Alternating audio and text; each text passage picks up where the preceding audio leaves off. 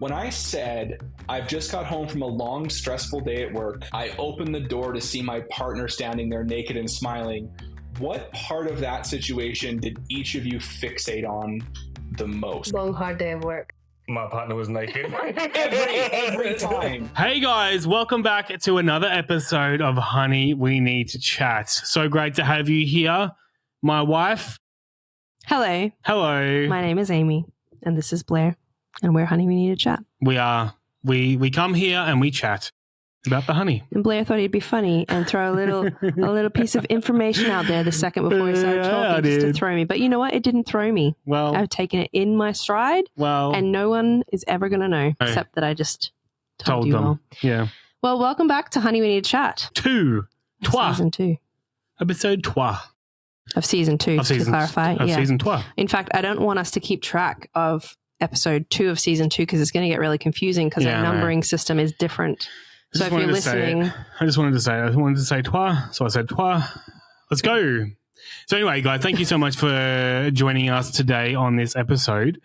Ames, who have we got today? We are really excited about this episode. This is our first guest episode in season 2. First international guest. Not only either, we have other international guests coming up as well. But today we get to speak with Bryce Lokken, who is the co-founder and designer of a game called Uncover Me by the company called Revive. And we are chatting to him today. Honestly, this conversation was really fun. It was really engaging, and there's some really powerful moments of just wisdom and insight into relationships that we're very excited to share with you. So he's going to share with us today about his experience, what's led him into designing this game, and what I guess the purpose behind that is. Yeah. Which is really cool.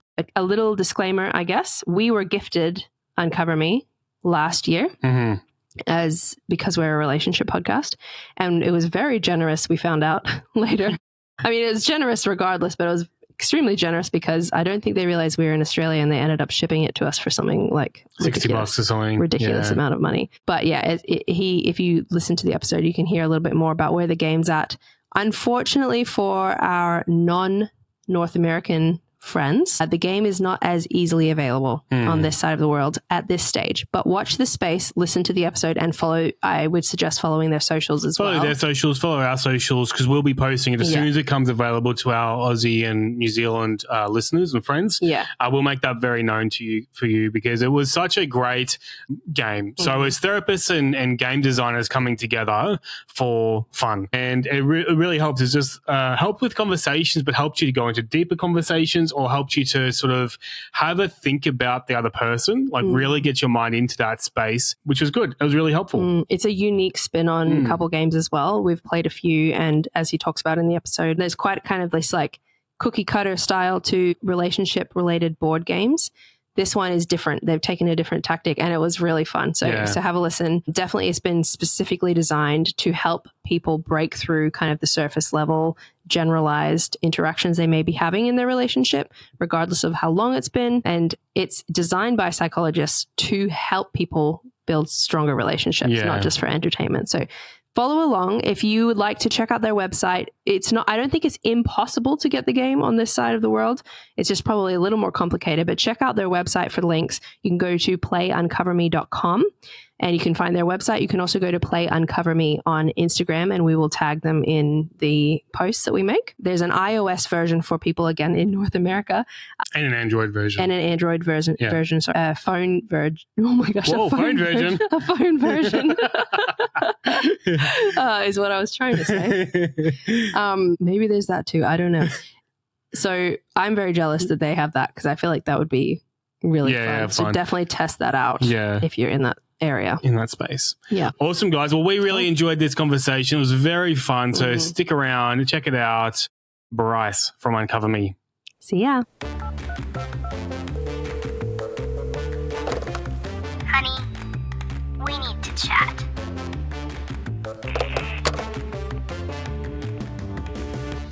Well, welcome back to Honey, We Need to Chat. Today we have a really exciting guest. We're excited to introduce you to Bryce Lokken over from Canada. Is this our first international chat. Yeah, it's the first international. Our first international chat. Wow. There you go. Very exciting. Welcome, mate. Yeah, Bryce is the founder and designer of Uncover Me, or Revive, who make Uncover Me. And we're really excited to hear a little bit about his journey and a little bit about Uncover Me and all of those things that relate to relationships, communication, communicata, as we like to call it on here.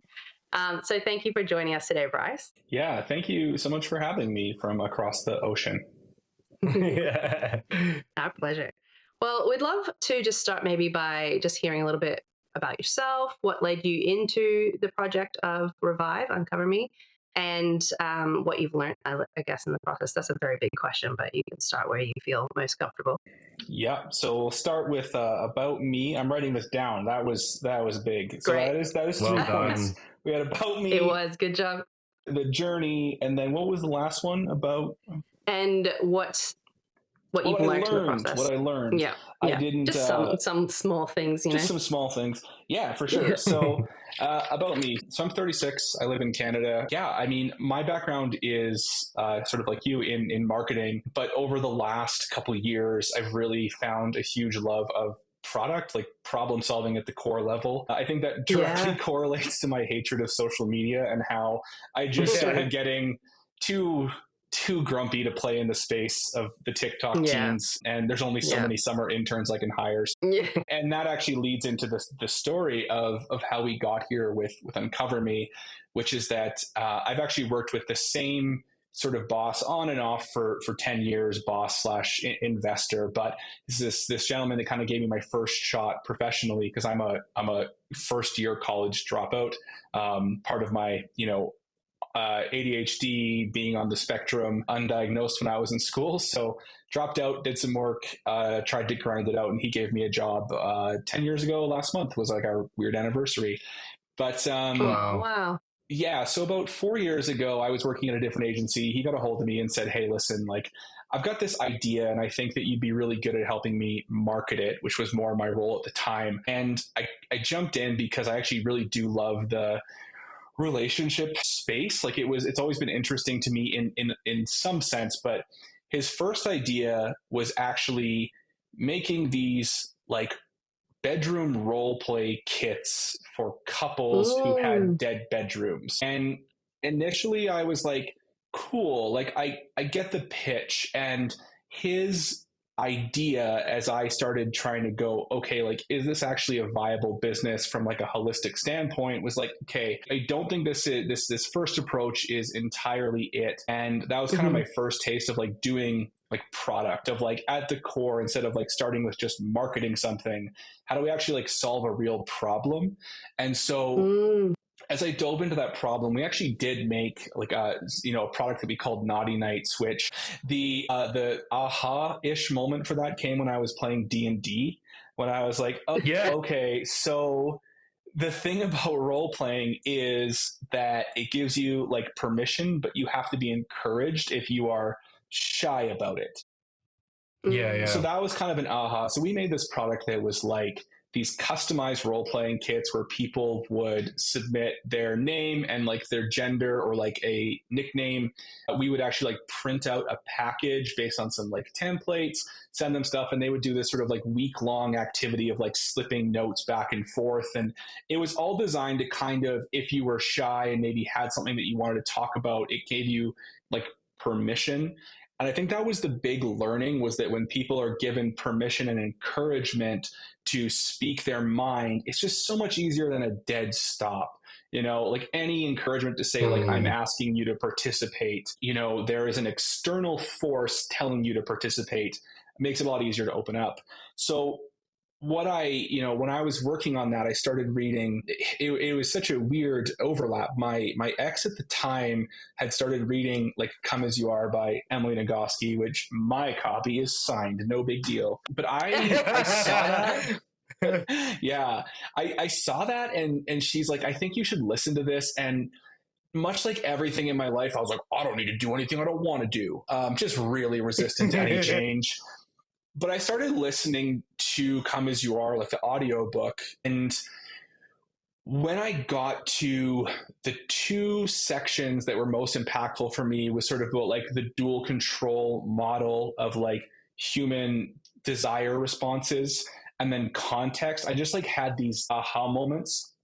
And I had already been sort of realizing that, like, listen, if you're trying to solve the problem of a dead bedroom, like, there's something underlying that's a problem. Like, you can't just absolutely be like, hey, do sex different.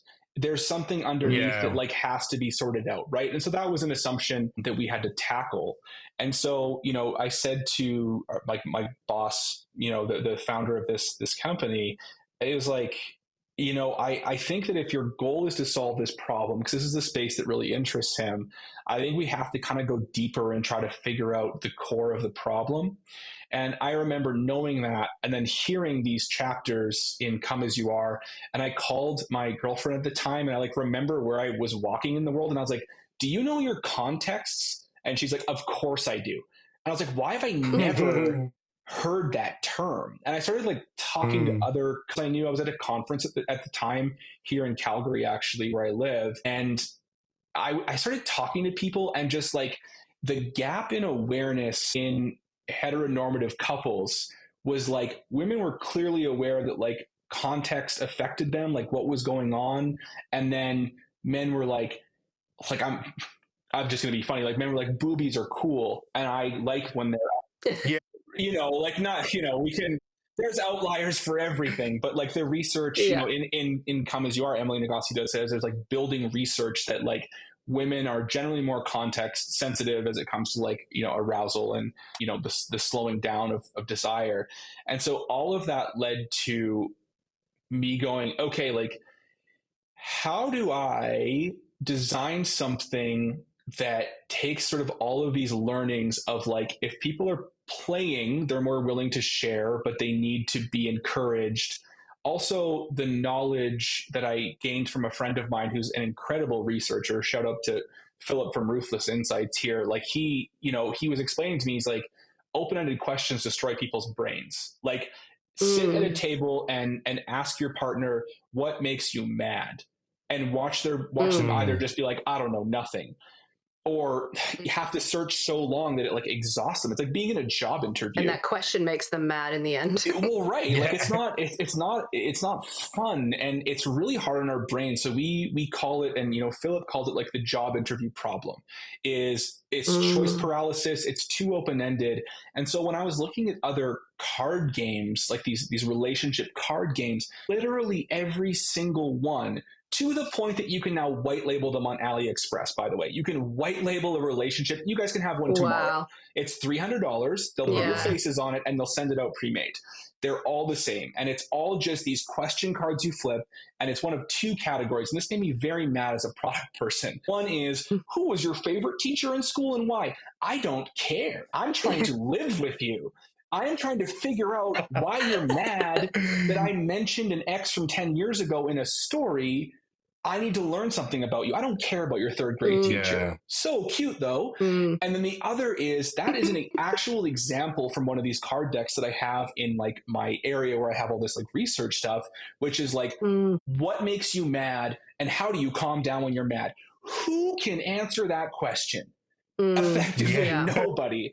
So based on that conversation with Philip, it was first like, okay, we need to narrow this down to at least have people choose from like a subset just to get the conversation started. It's so easy to point at a thing and then say, I think this is closest. And then the other thing that we did that was interesting was, as opposed to open-ended questions, it was like, let's put people in a hypothetical situation.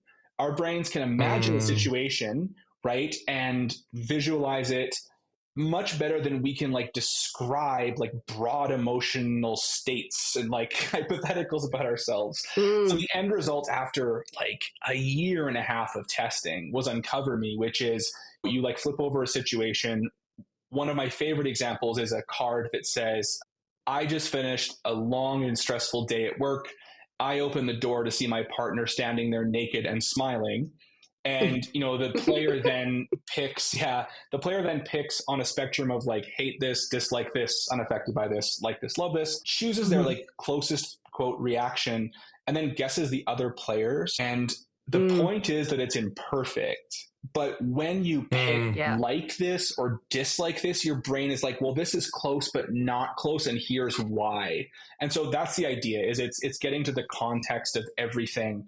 And my favorite part of that example, I'm almost on this rant, is no, it's so good that people, when I ask them in playtesting, there's a split, and I'm actually interested in you two. Okay, so the card is, I'm not going to ask you about your reaction, but when I said, I've just got home from a long, stressful day at work, I opened the door to see my partner standing there naked and smiling. What part of that situation did each of you fixate on the most? Like, what jumped out about that to you? Long, hard day of work.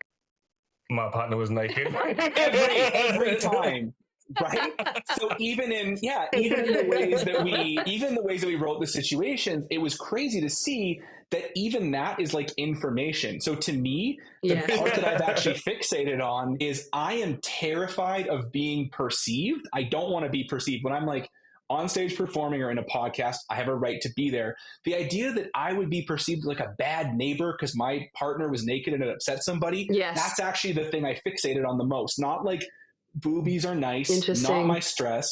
But now you can see that like there's clearly one of you might be slightly more biased towards like stress having an impact. And so that's the sort of pseudo magic that all came together like really harmoniously from very different smart people that weren't me. I felt like the person that just put pieces of other people's work together and then kind of like made a game. But yeah, that was the story of how we got there. Very long form.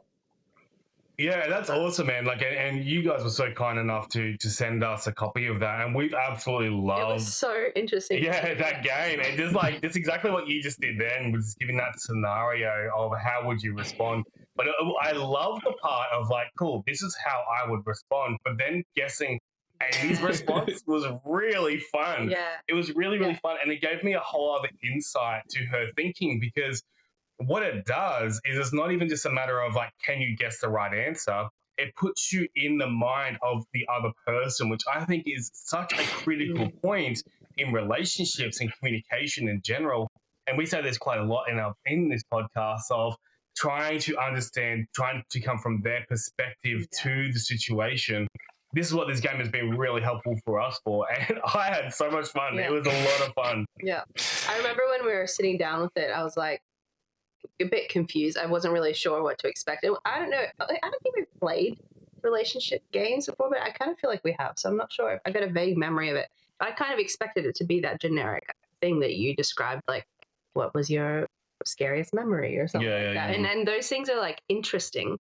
But you're right. The open-endedness of it, especially when you're coming from a place that's maybe you're not in a great mood, or you're not necessarily connecting in a really constructive way, it's really hard to just have a casual conversation about something that's super open-ended and not come at it from your defensiveness, or not come at it with all the stuff that you're carrying in your relationship and in life into that conversation. So having it broken down so easily, so simply, some of the times I was like, I wouldn't really respond either of these ways, or it's a mix of the two, but at least it's a conversation that you're then having, and something that's prompted thought for yourself and then for your partner. It's such an interesting way of laying it out. Yeah, thank you. And it's actually, you've touched on my only regret with Uncover Me is that I phrased in the instructions one thing wrong, and it lives with me to this day, which is that we now tell people there is no perfect reaction choice.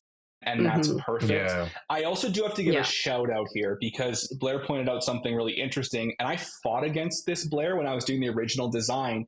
Originally, you just guessed the other person's and didn't compare. And so Shaker, my mentor, co-founder, investor, was like, I will not do this unless players can compare, because that's all anybody in play testing that I test with wants to do.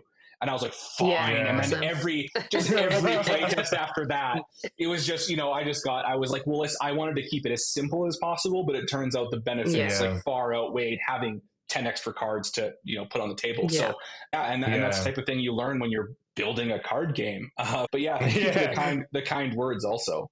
Absolutely, man. So one thing I wanted to know as well, like, so all right, so you've got this game. I think it's a great game. I think it's absolutely amazing in terms of and very in line with what we're trying to do here on the podcast. Is encourage conversation, give people tools to have those conversations, and it brings a confidence to that conversation as well, which is amazing. Yeah.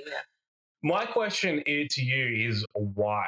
Like, why are you so passionate about this? Because I can hear it in the way that you're talking, man, because it gets me passionate. It actually makes me want to go play this game again. You know, like, yeah. Because so I love these conversations. So where does this drive from for you? Yeah, I think that people who are passionate about making things can either come from an angle of extreme competence or extreme incompetence and curiosity. Like, you have to be curious when you're making products. But for me, it came from extreme incompetence. Like, I am somebody who my whole life, like, just wanted, to a detrimental point, like, to be like in love and in a relationship. And, you know, like, I was raised in a household that was very sporadic. It led to like a lot of trauma, which led to like a lot of issues that needed to be sorted out. I mean, I think I started therapy seriously like 8 years ago. Like, I was 28, and I say to people, like,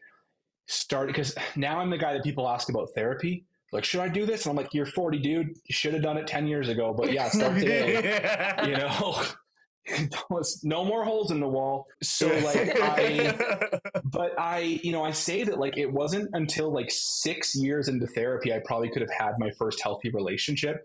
And so I think that desire to have like love in my life, and knowing that I was like really anxiously attached, and like learning all of these things, and like slowly moving from, you know, like super anxious, insecure attachment, like closer towards like the healthy center, and like moving from being somebody who was like super reactionary and like a bad partner that like meant so well. And, you know, Blair, before the conversation we started, and you said like one of the things you're passionate about is like how do dads become better dads. And I think that like there's this weird thing tied into masculinity culture that's so toxic, where it's like, no, don't ask help. Like, you're fine the way you are. It's fine. Like, just be mad. Everyone, like, whatever. It's terrible. And so I had no role models for love. I really, outside of my grandparents' relationship, can't think of anybody in my family who like stayed married. And so I think it was just this thing where I liken it to, I was a guitar teacher for 3 years when I was like 18. It was kind of like my first job out of high school. And the reason I was a good guitar teacher was because I was a terrible guitarist, like, believe it or not. So when you're working with like 8-year-old kids, it didn't come naturally to me, right? So as opposed to, you know, I had friends that I played in bands with that like 3 years in were like Yngwie Malmsteen and just like rocking jazz solos. And I'm still like, maybe I can get through a Green Day song without a mistake a little bit, you know. And but in that sense, like, I learned how, like, I really had to struggle with it all. And so I think that the why do this is because, you know, much like when people ask me for like really simple marketing advice, because that's my background and I can rattle it off in 5 minutes, it's like, well, what if I can save somebody the first 3 years of therapy lessons just by, you know, or like, what if all of this that now, you know, with my partner saves me 3 fights and hurt feelings a week? Like, just what if that could be passed forward, I guess? And like, what if we can, as one of my mentors now says, is a great man that I found, is like, you know, you're going to step on landmines. And so my whole life was like landmines that I couldn't see. And like, when they blew up my leg, I was like, nah, that's someone else's fault, not mine. Now it's like, how can I just help people? How do we help people see them in advance? Because like, as my therapist says, you know, after, you know, your job in some situations, like, the person you choose for partner will be either the greatest like source of stress or like benefit in your life. And not like that relationship. So I guess that's it. Like, a weird love of products and problem solving. And then, you know, having had to go through all of this just to become something along the lines of like a potentially healthy partner. I think that's the why. You were talking about in the first answer about how your ex had introduced you to that book, and then you started to be like, what? And your mind just like opened to these things, and that influenced the designing of the game.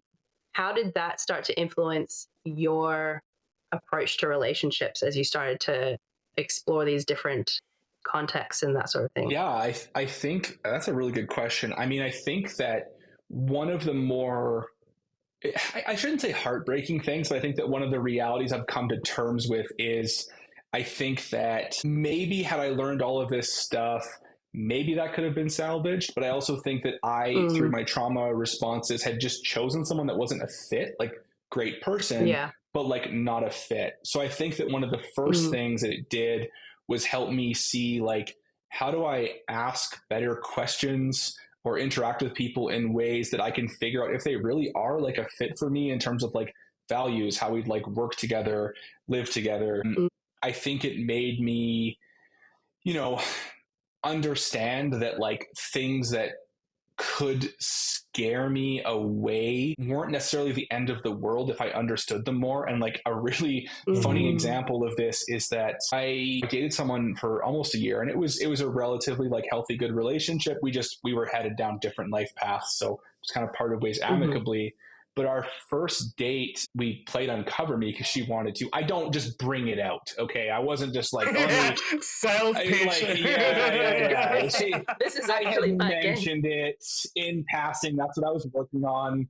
So she asked to try, and there was a situation that was about like, hey, like my partner is sick. Like, you know, how do I feel about them, you know, sleeping in a different room or whatever?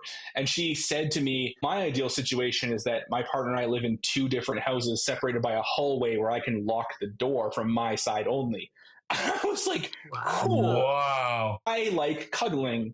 Yeah. So, but the thing was, because we were playing in this modality, it actually led to, because if someone's like, say like dating profile said that, I would just be like, no, thanks. But the fact that we got to talk about it more and more, and what I learned was what she was trying to communicate was that like personal space and like the sanctity of her home is so important for her that it's like a very possibly anxiety inducing situation to have somebody in her home that makes it feel like an unsafe or cluttered or non-peaceful space. What's really crazy about that is I entirely agree. Like I am so particular about my home being like minimalist. And I don't know if you guys can see you can't see the color of my walls, but like every wall besides that one is like dark green to like keep me calm.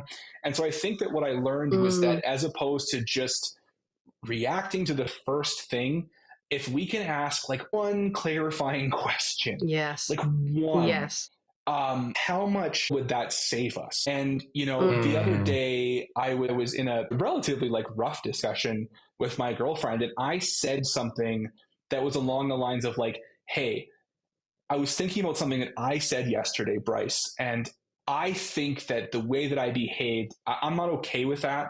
I'm sorry it happened.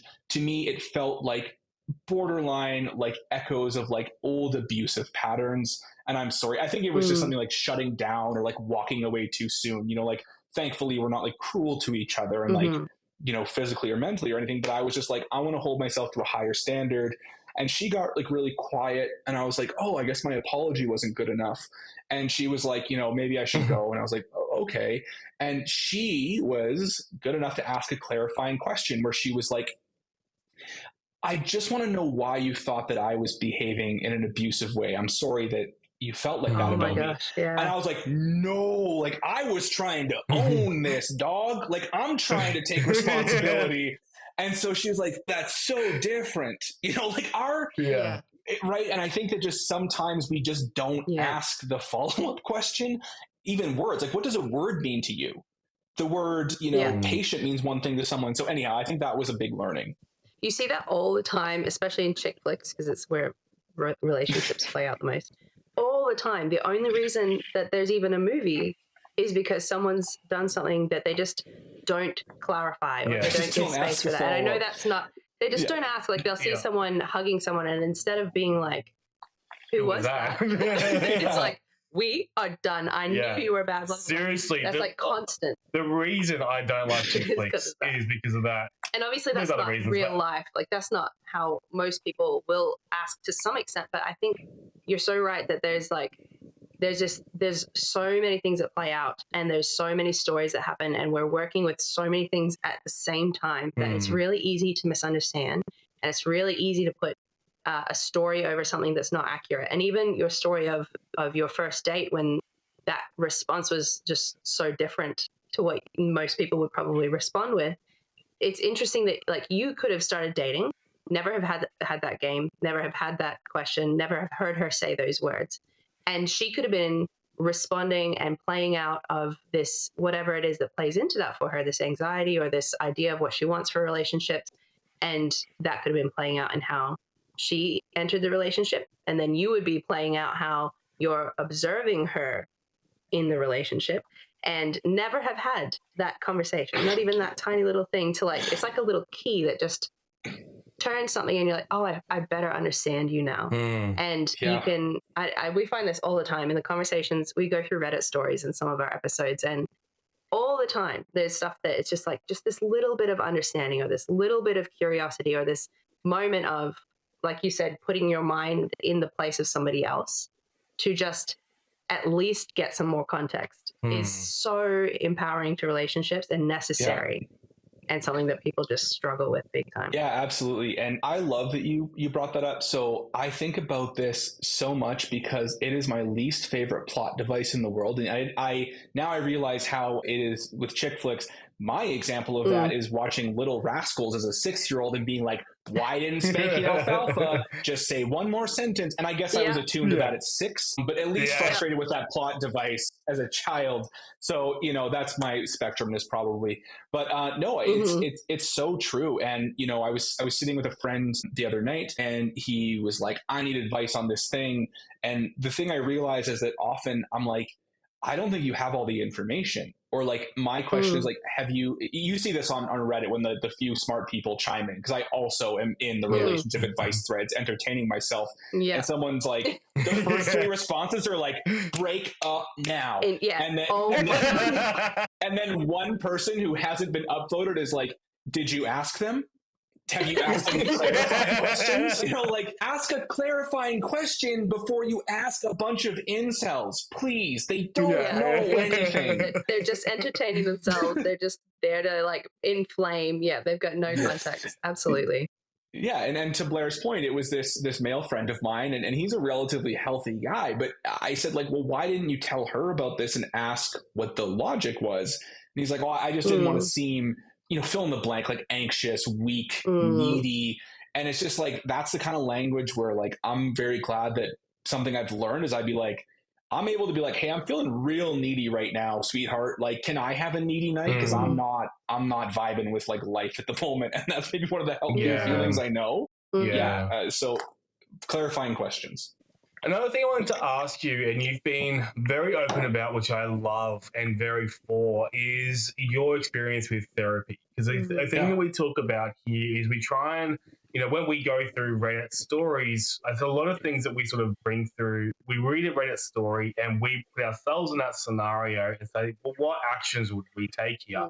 And something that we bring to some stories is like, when you need it, go get that extra help. Like, don't shy away from that extra help.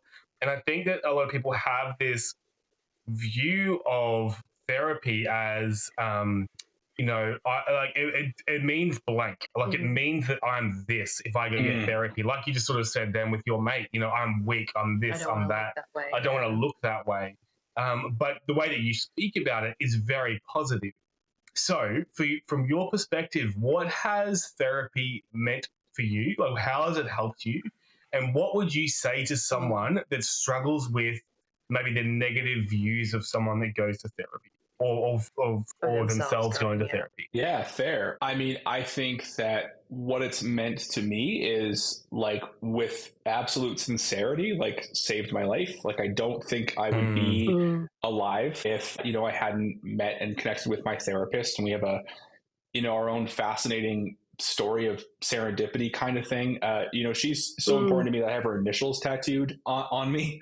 Oh, wow. And she lives in the States, but we actually met one time. Like, I flew to meet her. We went to like an art museum. And, I just wanted to meet this person who'd been so influential. And over the years, our relationship has separated more to like, now I'll sort of reach out when there is, this is something I can't figure out. Because generally I think that what it's meant to me is that I have the the tools and I have the knowledge, and now it's no longer like I don't know what to do. It's like I know what to do. I just maybe don't want to do it all the time because I want to be a reactive child who's whiny. Mm-hmm.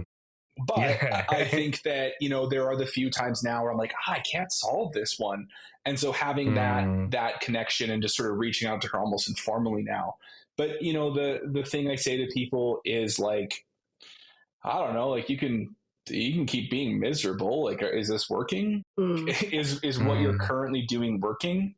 I don't know. And I say the same thing about medication. Like if I don't really, like I always say, like, man, somebody in the 1800s would absolutely kill for antidepressants to exist. Boy, howdy. Like, what are you doing? Like I know that there's negative stigma, but if your whole reason for not becoming a better person is that you're worried about what people will think, like, one, you don't have to tell anybody.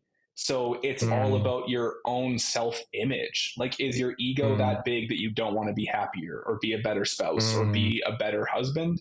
And if so, I don't know. I don't know what to say, but I can say like the net good is just so massive, and like give it a shot.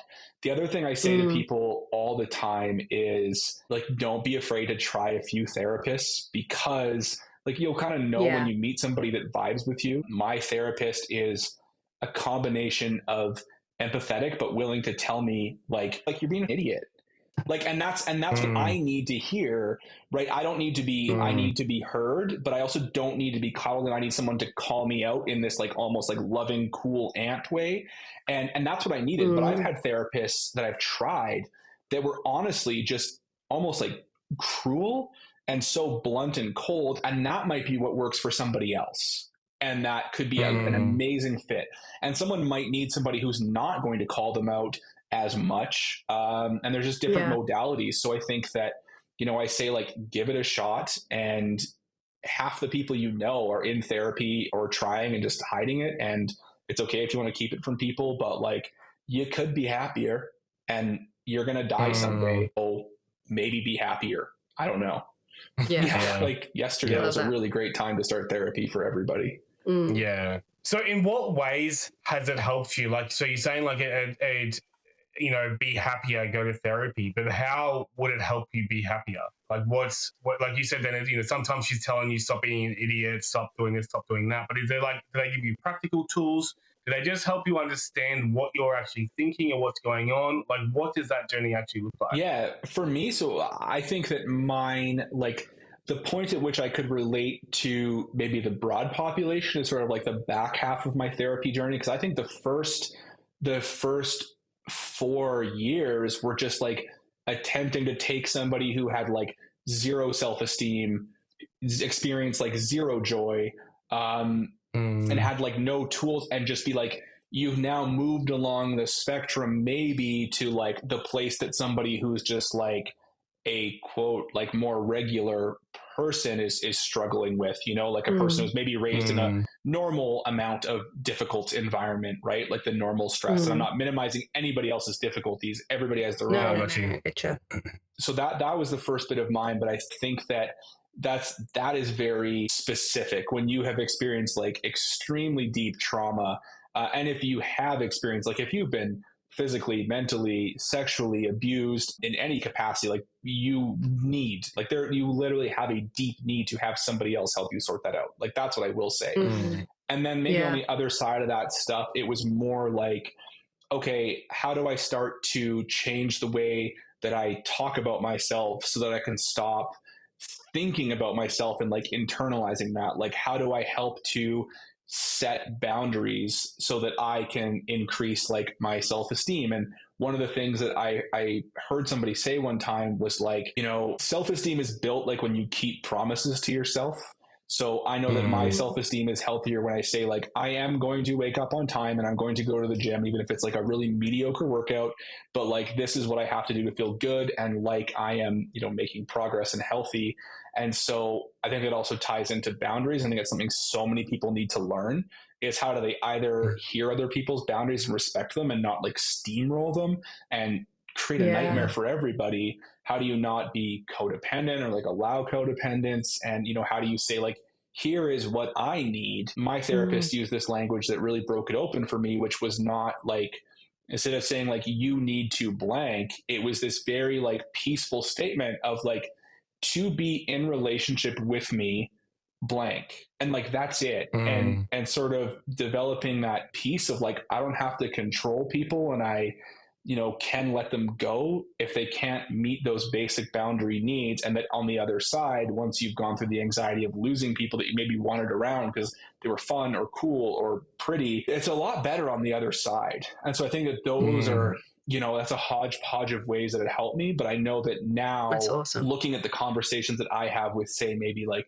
coworkers, friends, business partners, like my own romantic partner, and the way that those conversations are like, hey, here is what I need.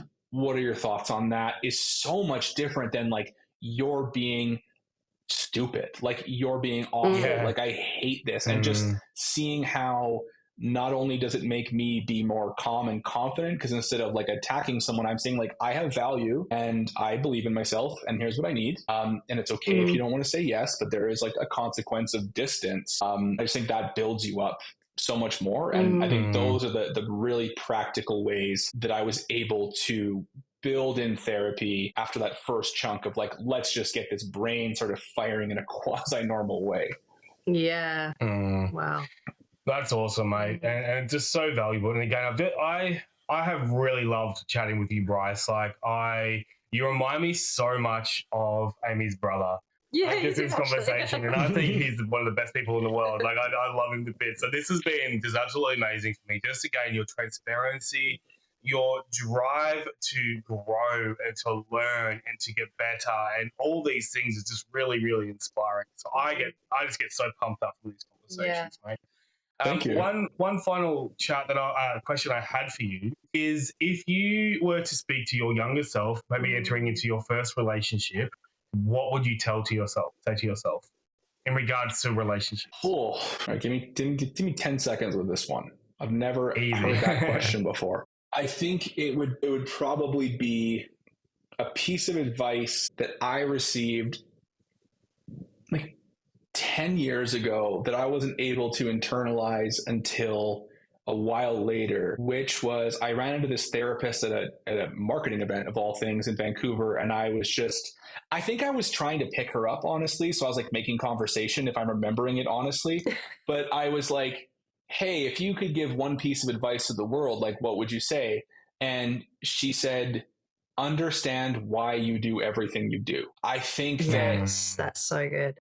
If I was able to look at my behavior and be like, this is what I'm doing, why?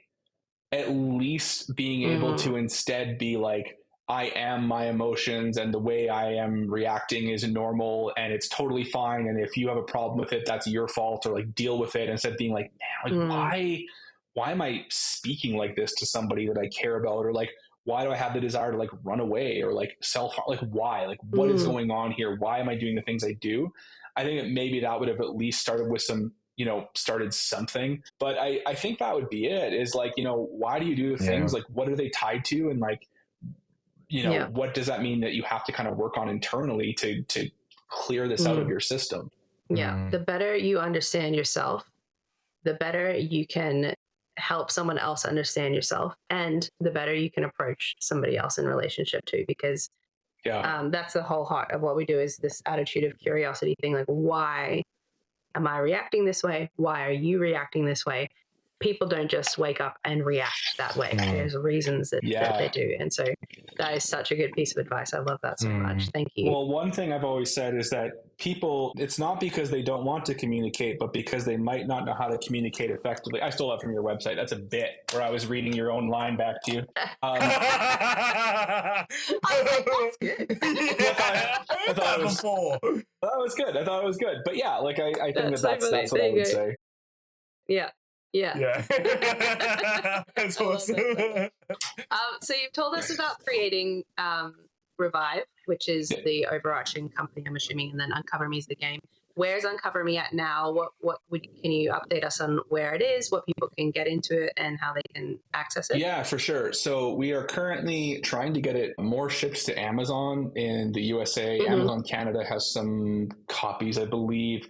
We have to rebuild our e-commerce site, which I've just been honestly avoiding doing because this is like 1/10 of my schedule now when I have time for it between other stuff that we're working on. But the really exciting thing is that we did the digital version. So it actually is out now, at least in North America, iOS and Android. If you just search Uncover Me Relationship Game, there's like a very early access version, and that should move to sort of a slightly better version. And what we did with that was we made it asynchronous, where like you play at different times throughout the day. You send voice notes, or text notes as you're sort of like talking about your reaction choices and deep dive and whatnot. And yeah, if people want to try that out and let us know what they think, I think that's where it's at. We got to figure out what to do with that next, and who knows, like, I don't know that we will ever be commercially successful, but I think that we will hopefully try to just, get more of what we do into people's hands and hopefully help some people. We're working on kind of trying to build more partnerships with therapists. So if you are a therapist and listening to this and you're in North America, just reach out. Like,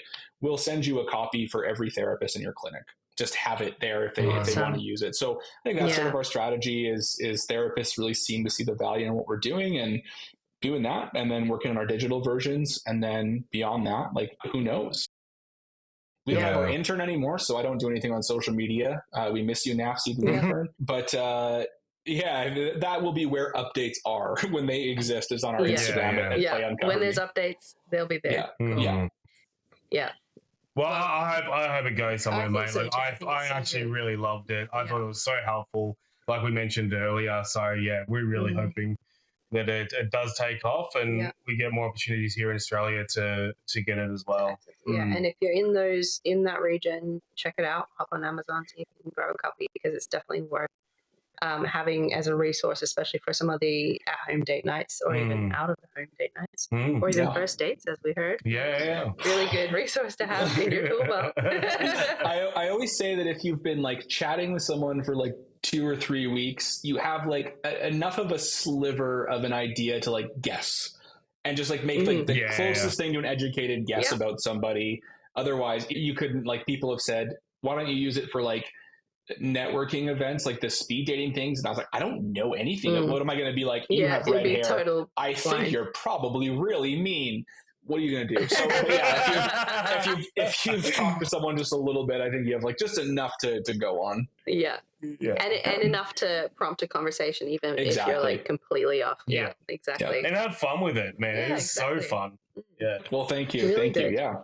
Awesome. Well, this has been so great to chat to you, Bryce, and we really, really appreciate all the little nuggets of wisdom and advice and lived experience that you've shared with us, and your vulnerability. That's, I think, one of the most impactful things people can experience when listening to someone share like this is having lived it, walked it, and being willing to share. So we really appreciate you taking the time to talk to us from across the globe and share from your experience. Yeah, and I'm very appreciative for smarter people and playtesters and people like Emily Nagoski and the scientists that have made this information easy to access. So thank you for the kind words. I feel like none of it is really mine. I feel like it's standing on the shoulders of giants or whatever, but I appreciate it. Well, thank you very much. Hopefully catch you soon. Yeah.